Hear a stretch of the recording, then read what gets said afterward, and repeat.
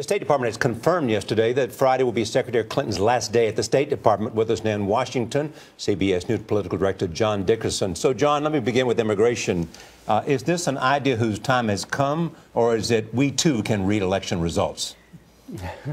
Well, I think they're combined. Republican strategists for a long time, going back to Karl Rove, who was George Bush's top strategist, and then in 2000, and then Mike Murphy, Republican strategist in 2008, said the Republican Party cannot survive if it doesn't find an inroad to Hispanic voters.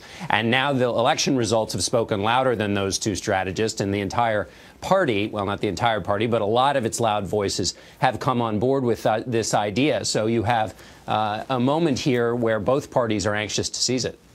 Can you believe that the common ground will lead to successful legislation?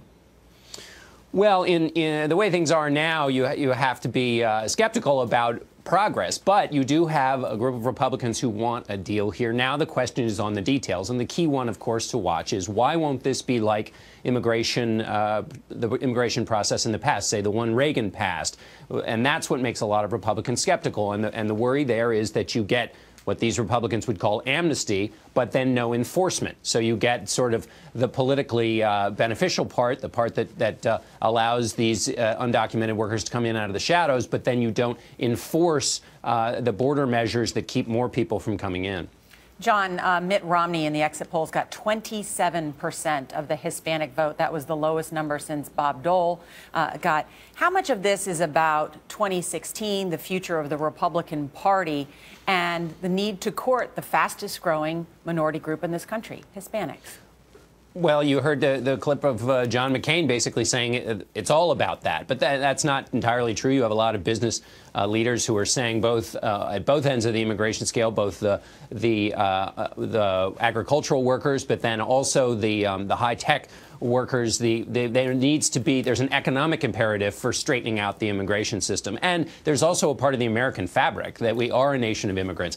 And so there has to be something done for that moral reason as well. So speaking of 2016 and returning to the 60 Minutes interview last night, to see that warmness I mentioned between President Obama and Hillary Clinton, what do you think Joe Biden thought of it all?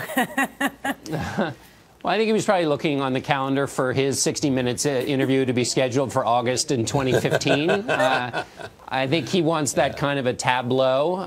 It's a nice, Hillary Clinton just came out of that bruising hearing. This is a much better image for her to be leaving her tenure with. Yeah, but Biden's had some good moments recently, and he'll be there in office with the opportunity to do things over the next 4 years, too. So that's right. He'll have his moments, and then again, he'll hope for some kind of final picture they can wrap into a couple of campaign ads, so we'll see.